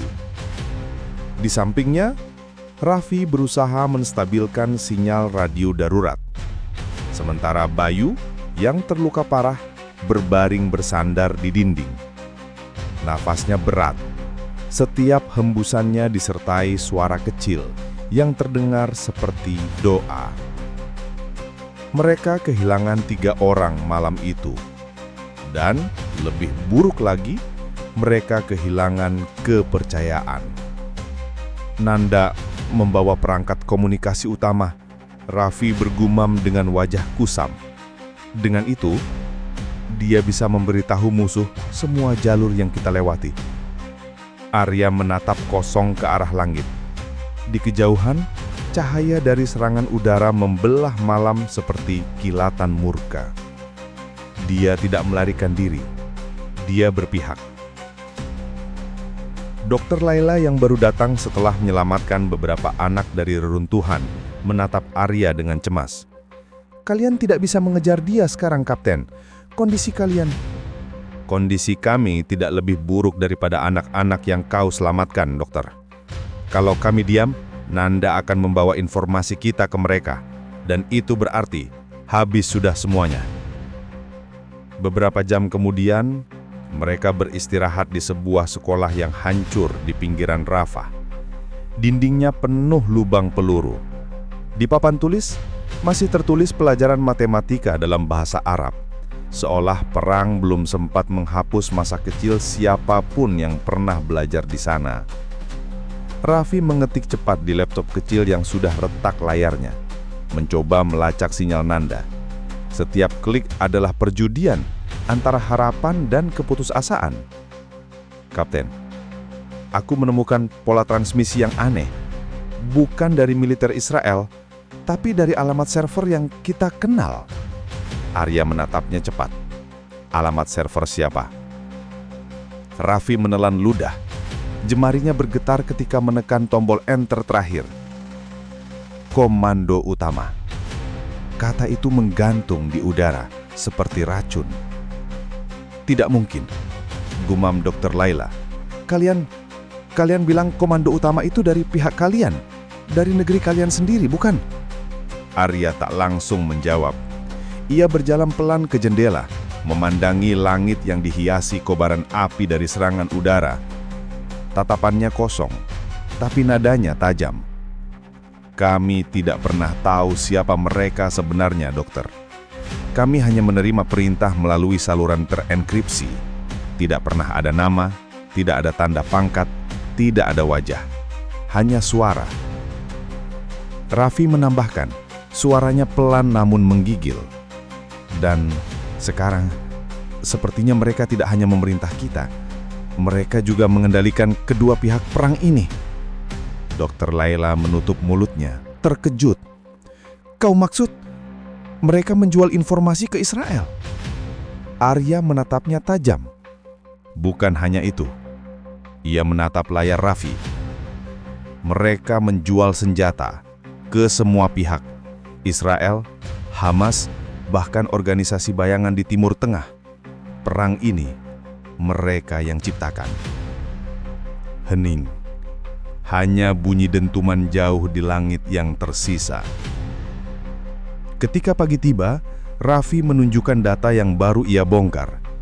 Sebuah jaringan rumit muncul di layar, menampilkan nama-nama perusahaan fiktif, lembaga amal palsu, dan jalur pengiriman bantuan yang ternyata digunakan untuk menyelundupkan senjata. Di tengah jaringan itu, satu nama muncul berulang kali. PT Garuda Global Defense. Raffi menatap Arya dengan wajah kosong. Itu perusahaan yang mendanai pelatihan kita, Kapten. Semua perlengkapan kita datang dari sana. Arya menatap layar itu lama, seolah matanya enggan mempercayai apa yang dilihat. Jadi selama ini kita bukan pahlawan. Raffi menjawab dengan suara hampir tak terdengar. Kita alat. Sore itu mereka berembuk. Suasana tegang. Bayu sudah siuman tapi masih lemah, sementara Laila berusaha menyuntikkan cairan infus seadanya ke lengannya. Kita tidak bisa diam, kata Arya tegas. Kalau data ini benar, kita harus ungkapkan ke dunia. Semua, sekalipun negara kita sendiri yang terlibat. Raffi ragu. Kapten, kau tahu resikonya? Begitu data ini keluar, kita akan jadi buruan internasional. Semua pihak akan ingin kita mati. Arya menatapnya tajam. Kalau kita diam, semua darah yang sudah tumpah di tanah ini tidak berarti apa-apa. Laila menatap mereka dengan air mata di matanya. Aku kehilangan rumah, keluargaku, dan semua yang aku miliki. Tapi aku tidak malu kehilangan harapan. Kalau kalian siap menyingkap kebenaran, aku bersama kalian. Arya mengangguk pelan. Kita beri nama misi ini. Ia berhenti sejenak menatap langit yang kembali hitam. Operasi Hitam. Malam itu mereka bergerak menuju pusat komunikasi bawah tanah yang dulunya digunakan oleh pasukan Hamas. Raffi memanfaatkan sistem lama untuk membuat jembatan ke jaringan internasional. Tujuannya satu, mengunggah seluruh data rahasia itu ke media global, membiarkan dunia tahu siapa yang sebenarnya mengendalikan perang di Gaza. Namun di tengah proses, sinyal terganggu. Raffi mengerutkan kening. Ada interferensi. Seseorang sedang mengacak jaringan kita. Arya mencabut pistolnya. Dia datang. Dari lorong gelap muncul suara langkah sepatu yang teratur. Bayangan panjang menari di dinding. Nanda muncul. Wajahnya kotor, tapi matanya kini dingin, kosong dari rasa bersalah. Di tangannya, perangkat komunikasi utama masih menyala. Jadi kalian benar-benar ingin mengkhianati negara sendiri, katanya datar. Arya tak gentar menatapnya. Negara macam apa yang menjual perang demi uang? Kita tidak berkhianat, Nanda. Kita menyelamatkan kebenaran. Nanda tersenyum getir. Kebenaran tidak memberi makan anakku, Kapten. Tapi uang dari perang ini bisa. Suara itu seperti pisau di dada Arya. Ia tahu Nanda pernah kehilangan keluarganya karena politik kotor di masa lalu. Tapi tak pernah ia sangka, luka itu kini berubah menjadi alasan untuk menghancurkan semua yang tersisa dari nurani mereka. Tembakan pertama pecah. Peluru memantul di dinding logam, menimbulkan percikan. Raffi berlindung di balik terminal komputer, mencoba mempertahankan koneksi jaringan. Laila menarik Bayu ke belakang meja beton. Arya berlari zigzag, menembak balik dengan akurat. Suara tembak menembak menggema seperti orkestra maut di ruang bawah tanah itu. "Nanda, hentikan ini!" teriak Arya sambil menembak ke arah pilar. Tapi Nanda sudah kehilangan kendali. Ia melempar granat kecil ke arah Raffi. Ledakan mengguncang ruangan, menghantam dinding, membuat serpihan logam beterbangan. Raffi terhempas, darah mengalir dari pelipisnya. Namun tangannya masih menekan tombol upload. Sedikit lagi, Kapten. Sedikit lagi. Arya menembak balik mengenai bahu Nanda. Senjata Nanda jatuh, tapi ia masih tersenyum. Kau pikir dunia peduli pada kebenaran? Dunia hanya peduli siapa yang menulis sejarahnya. Ia menekan tombol kecil di pergelangan tangannya. Detik berikutnya, sirine berbunyi, tanda bahwa pasukan Israel mendeteksi lokasi mereka. Arya menatap Raffi. Berapa lama lagi? 2 menit. Arya menggeretakkan gigi. Ia tahu 2 menit adalah waktu yang terlalu lama untuk bertahan dari serangan udara. Tapi ia juga tahu, kalau mereka menyerah sekarang, semua pengorbanan akan sia-sia. Raffi mengetik secepat mungkin. Darah menetes di keyboard, tapi ia tidak berhenti. Bayu yang setengah sadar menatapnya dengan lemah. Lanjutkan Raffi, kalau kita mati, biar dunia tahu kita pernah berjuang. Laila memeluk anak kecil yang mereka selamatkan tadi, menunduk berdoa dengan air mata yang menetes di pipinya. Lalu terang terdengar dengan keras di malam itu. Upload selesai, kata Raffi lirih. Semua jaringan dunia menerima salinannya. Mereka akan tahu. Arya menatapnya, lalu tersenyum samar. Tapi senyum itu tak sempat lama. Tembakan terakhir meledak di udara, menghantam dinding di belakang mereka. Debu, api, dan cahaya menelan ruangan itu. Beberapa jam kemudian, berita menyebar ke seluruh dunia. Media internasional menayangkan kebocoran dokumen dari sumber tak dikenal yang menunjukkan bukti keterlibatan perusahaan global dalam perdagangan senjata lintas perang. Negara demi negara panik menutup akses komunikasi mereka. Dan di tengah kekacauan global itu, nama 10 bayangan muncul untuk pertama kalinya. Bukan sebagai pasukan rahasia, tapi sebagai legenda tanpa wajah. Di Gaza, reruntuhan tempat mereka bertarung kini sunyi. Dr. Laila berjalan tertatih membawa anak kecil itu melewati puing. Ia berhenti sejenak, menatap ke arah langit yang perlahan cerah setelah malam panjang. Semoga mereka menemukan kedamaian, bisiknya. Tapi di bawah reruntuhan, kamera satelit menangkap sesuatu yang tak biasa. Sebuah sinyal kecil, bukan dari Raffi, bukan dari Nanda. Kode itu milik Kapten Arya. Dan pesan singkat terakhirnya berbunyi, bayangan tidak pernah mati. Mereka hanya berganti bentuk. Angin pagi di Gaza tak lagi membawa kesejukan. Ia membawa bau kematian. Bau mesiu, debu, dan darah yang mengering di dinding-dinding bangunan yang sudah tak lagi bernama. Langit masih kelabu, seperti enggan menatap bumi yang begitu hancur. Dr. Laila melangkah perlahan melewati reruntuhan gedung yang semalam menjadi markas perlawanan terakhir tim. Debu menempel di rambutnya, wajahnya pucat, langkahnya berat. Di tangannya, ia masih menggenggam erat chip penyimpanan kecil, sisa terakhir dari perjuangan mereka.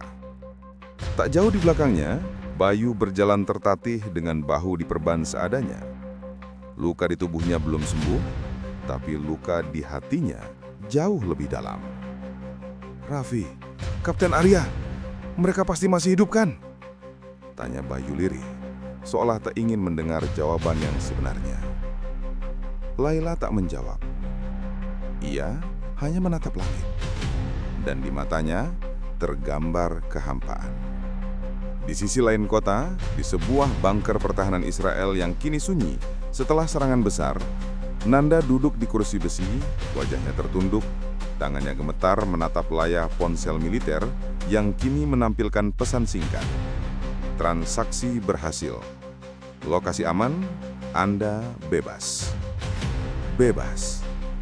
Kata itu seharusnya melegakan, tapi justru terasa seperti belati yang menusuk dari dalam. Ia menatap refleksi dirinya di layar. Wajahnya penuh debu, mata merah, pakaian kotor. Tapi bukan itu yang membuatnya ingin muntah. Yang membuatnya mual adalah bayangan dirinya sendiri yang kini ia benci. Ia memejamkan mata dan bayangan wajah Kapten Arya muncul. Wajah yang dulu ia anggap seperti kakak. Ini bukan tentang siapa yang benar atau salah. Ini tentang bertahan hidup. Kata-kata yang ia ucapkan semalam kini terpantul kembali di kepalanya, menyiksa dirinya sendiri. Ia menunduk. Tuhan, apa yang sudah kulakukan? Sementara itu di reruntuhan bekas pusat komunikasi, Raffi masih hidup. Tubuhnya tertimbun puing, tapi alat pernapasan darurat di rompinya masih berfungsi. Ia membuka matanya dengan susah payah, menatap langit-langit beton yang nyaris menimpanya. Setiap tarikan nafas terasa seperti meminum api. Ia mengerong pelan, "Kapten?" Tak ada jawaban. Hanya dengung jauh dari drone yang masih berputar di langit. Dengan tangan bergetar, ia meraih terminal kecil di sakunya. Perangkat yang masih menyala setengah itu. Layar tak itu menampilkan satu pesan terakhir dari sistem jaringan dunia. Data diterima dan disiarkan secara global. Dunia bereaksi. Raffi tersenyum samar, walau darah mengalir di sudut bibirnya. "Kita berhasil, Kapten." Namun senyum itu segera hilang ketika ia mendengar langkah kaki dari lorong bawah tanah. Langkah yang ia kenali. Nanda. Suara sepatu itu berhenti di hadapan Raffi yang masih terjebak di bawah reruntuhan. Nanda berdiri di sana, menatapnya dengan mata merah yang seperti menahan lautan penyesalan. Raffi mendengus lemah. "Datang untuk memastikan aku mati?" Nanda tak menjawab. Ia hanya duduk di dekat Raffi, meletakkan senjatanya di lantai. "Semua ini tidak seperti yang kau pikir. Aku tak punya pilihan." "Selalu ada pilihan, tapi kau memilih yang paling murah, mengkhianati saudaramu sendiri." Nanda menunduk. "Mereka bilang, kalau aku membantu, keluargaku akan dibebaskan dari kamp. Aku hanya ingin anakku hidup." "Dan berapa nyawa yang kau tukar demi satu anakmu, ha? Berapa banyak orang mati karena perintah yang kau jual?" Nanda menatapnya dengan air mata. "Kau tak tahu rasanya menghilangkan." Raffi tersenyum getir. Aku tahu. Kami semua tahu. Tapi tidak semua orang menjual nuraninya untuk menebusnya." Hening panjang menggantung di antara mereka. Kemudian Nanda berdiri perlahan. "Kau masih bisa diselamatkan. Aku akan panggil pasukan medis." Raffi menatapnya dengan tatapan yang membuat Nanda membeku. "Jika kau benar-benar ingin menebus dosa, jangan panggil siapapun. Tinggalkan aku di sini dan pastikan dunia tahu siapa sebenarnya komando utama itu." Nanda terdiam.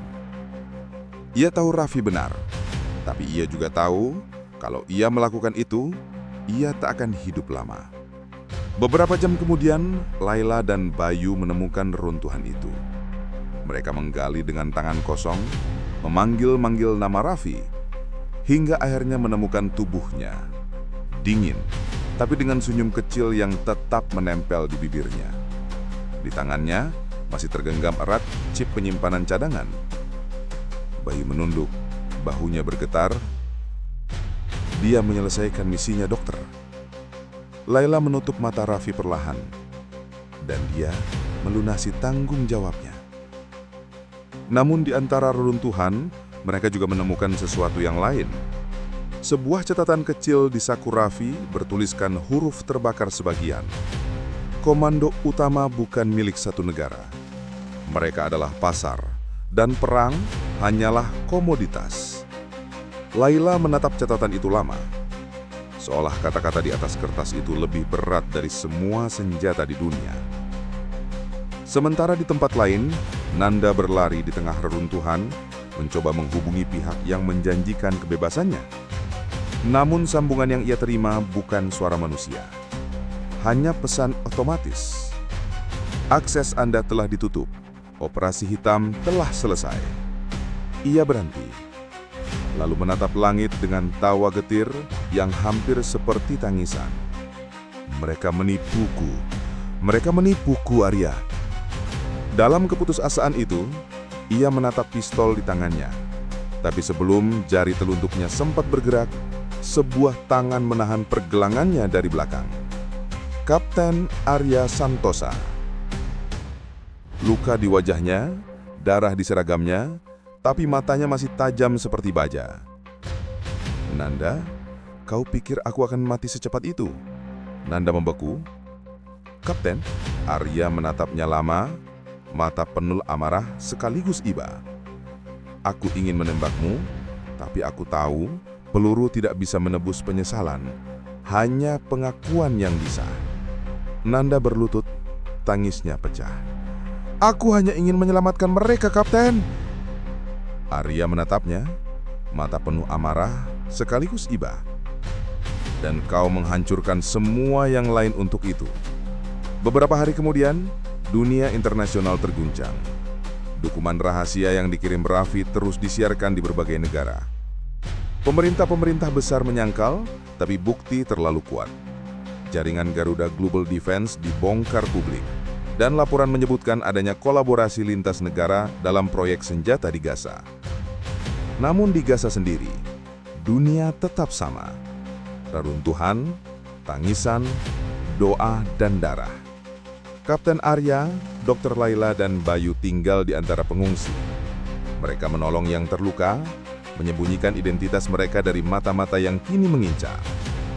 Suatu malam, Laila melihat Arya duduk sendirian di antara puing, menatap potongan logam yang dulu menjadi emblem kesatuannya.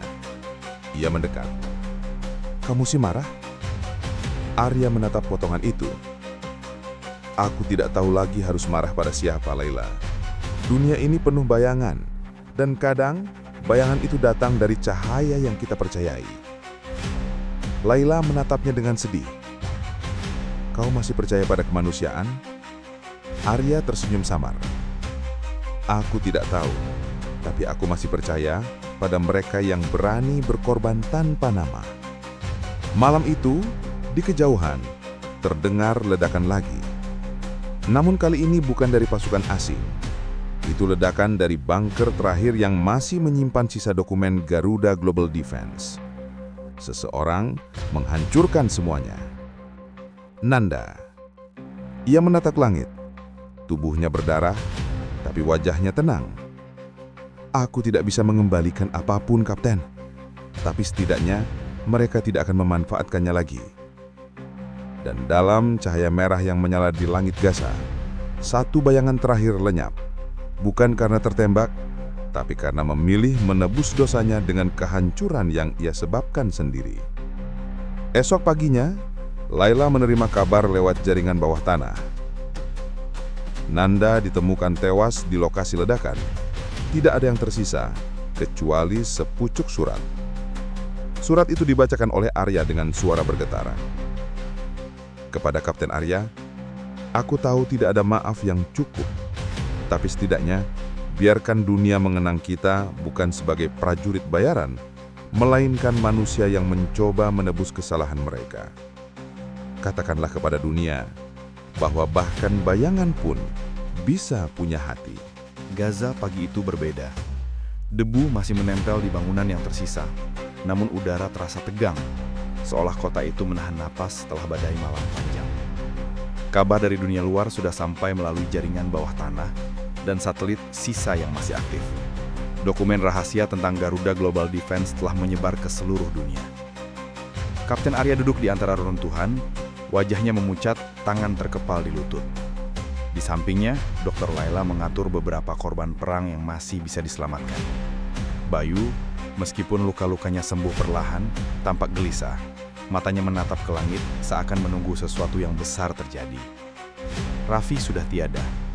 Nanda juga hilang dari dunia, meninggalkan penyesalan yang mendalam. Namun pesan terakhir mereka terus menggerakkan Arya dan Laila. Mereka sadar, misi mereka kini bukan hanya menyelamatkan nyawa, tetapi menegakkan kebenaran di tengah kekacauan. Di kota-kota besar dunia, berita itu meledak.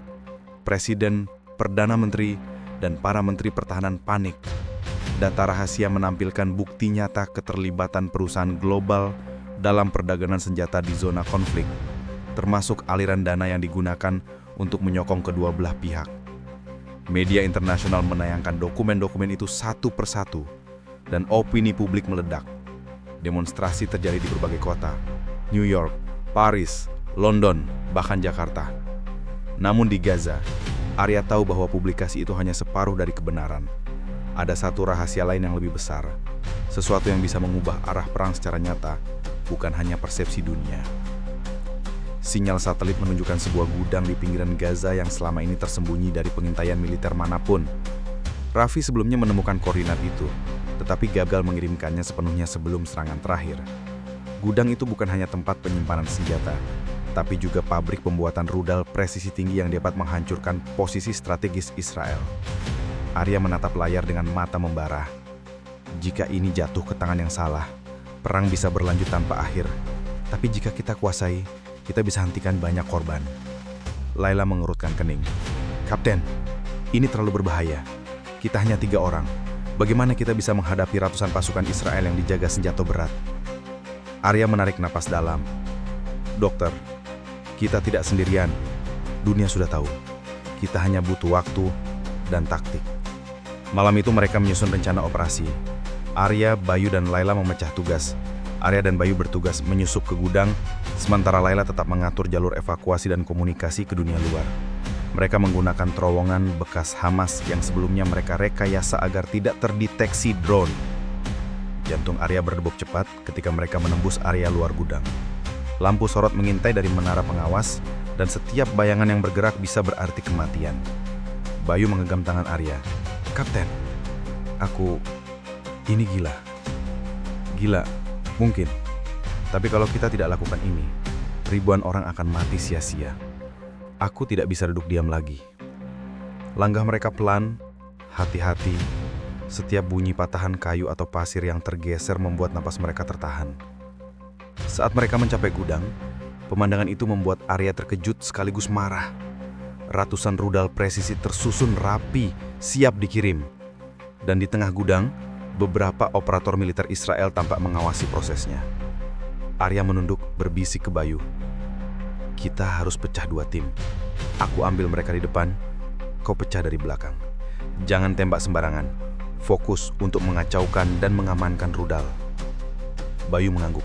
Siap, Kapten. Pertempuran itu pecah dengan cepat. Bunyi tembakan, ledakan kecil dari granat stun, dan jeritan musuh memenuhi gudang. Arya bergerak seperti bayangan, menembus setiap celah, menghindari peluru dengan presisi. Bayu, meskipun lemah karena luka sebelumnya, tetap berlari menembus barisan musuh, memanfaatkan kegelapan dan reruntuhan sebagai perlindungan. Laila di luar gudang menyalakan sinyal darurat, memandu tim evakuasi lokal untuk membantu warga sipil menjauh dari zona bahaya. Ia menatap layar, melihat Arya dan Bayu bertarung melawan ratusan lawan, dan hatinya hampir hancur karena takut kehilangan mereka. Setelah hampir 1 jam bertarung sengit, Arya dan Bayu berhasil menghancurkan sistem kontrol rudal dan menonaktifkan sebagian besar persediaan. Namun tepat ketika mereka siap keluar, ledakan besar mengguncang gudang. Bayu tersapu ke samping, terluka parah, sedangkan Arya terlempar ke tumpukan logam.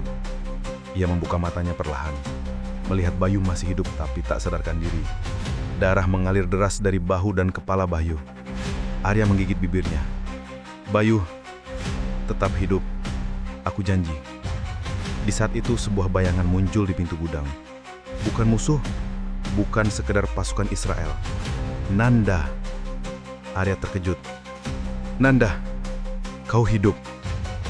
Nanda menatap Arya dengan wajah penuh luka, tapi mata itu kini bersih dari kepahitan sebelumnya. Aku datang untuk menebus semua yang telah aku lakukan. Dengan bantuan Anda, mereka berhasil mengevakuasi Bayu dan membawa sebagian besar rudal yang masih bisa diamankan keluar dari gudang. Ledakan terakhir menghancurkan gudang sepenuhnya, meninggalkan debu tebal dan asap pekat yang menelan malam. Keesokan harinya, dunia internasional terkejut melihat berita berikut.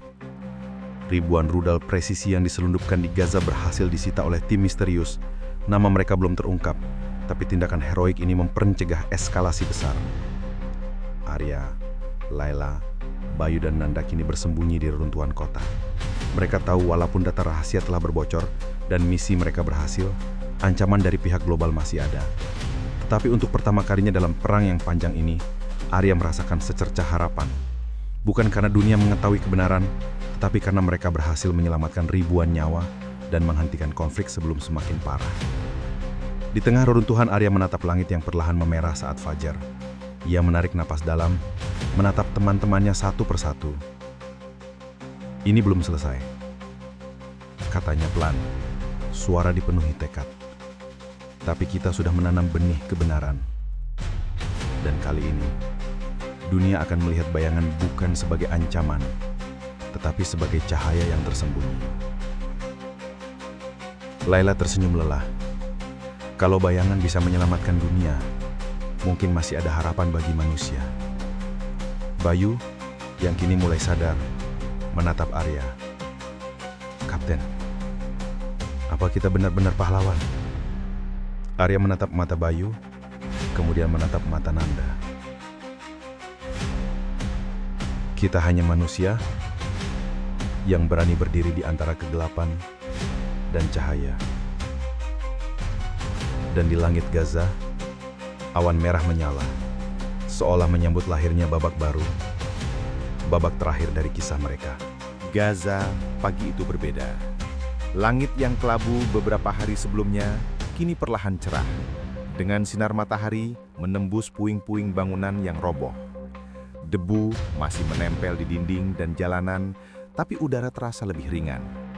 Bukan berarti perang selesai, tapi untuk pertama kalinya, di tengah kehancuran, ada rasa damai yang samar, seperti janji baru yang lahir di antara reruntuhan. Kapten Arya berdiri di atas bukit kecil yang menghadap kota.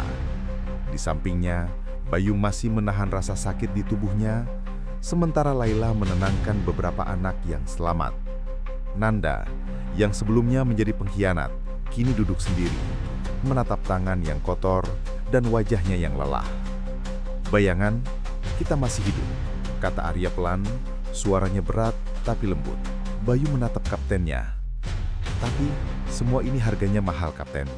Kita kehilangan teman, kita kehilangan rumah, dan dunia masih kacau.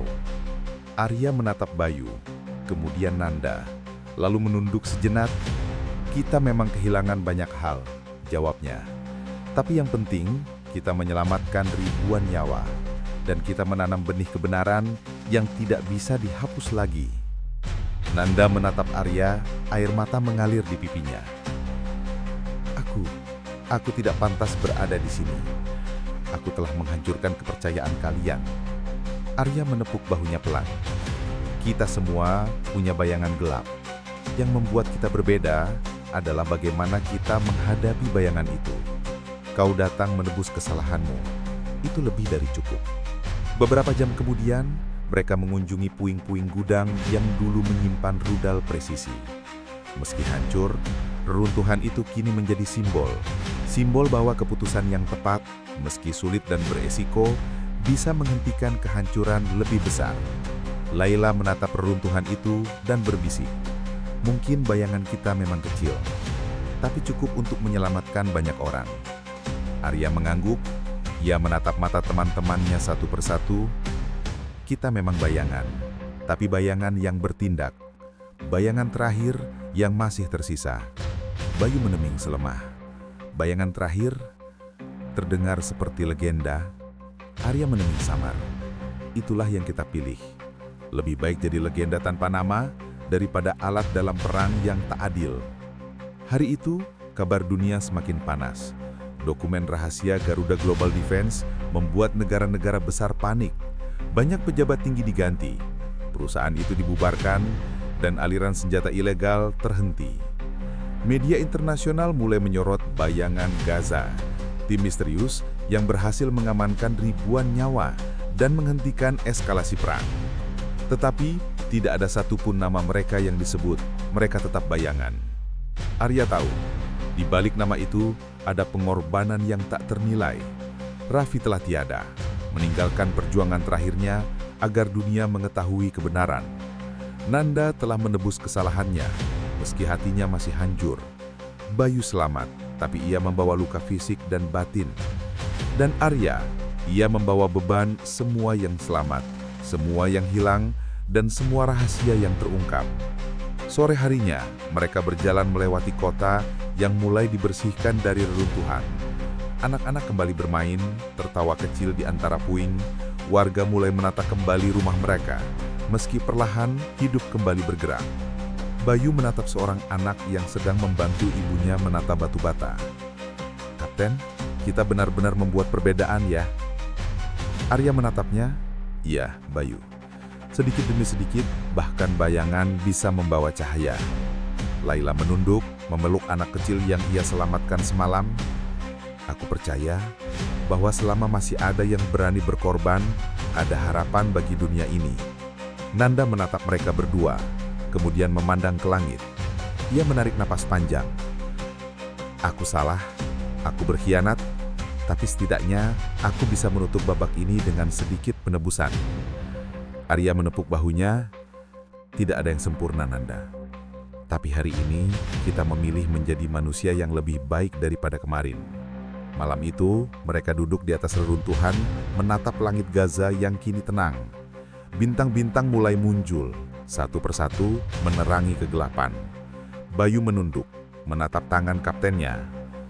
Kapten, kapan kita bisa pulang? Arya meneming samar, matanya menatap langit. Tidak semua yang berani bertarung bisa pulang dengan utuh. Tapi, kita pulang dengan hati. Laila menatap mereka, tersenyum lirih, dan hati yang utuh itu lebih berharga daripada kemenangan perang manapun. Di jauhan, suara gelombang Laut Gaza terdengar pelan, menenangkan hati yang lelah. Arya, Bayu, Laila, dan Nanda tahu mereka adalah bayangan terakhir, tetapi bayangan itu telah membuat perbedaan yang nyata. Perjuangan mereka mungkin tak dikenal banyak orang, namun ribuan nyawa terselamatkan berkat keberanian tanpa nama mereka. Dan di antara reruntuhan, mereka tersenyum lelah. Bukan karena perang selesai, tetapi karena mereka tetap hidup sebagai manusia yang berani, sebagai bayangan terakhir.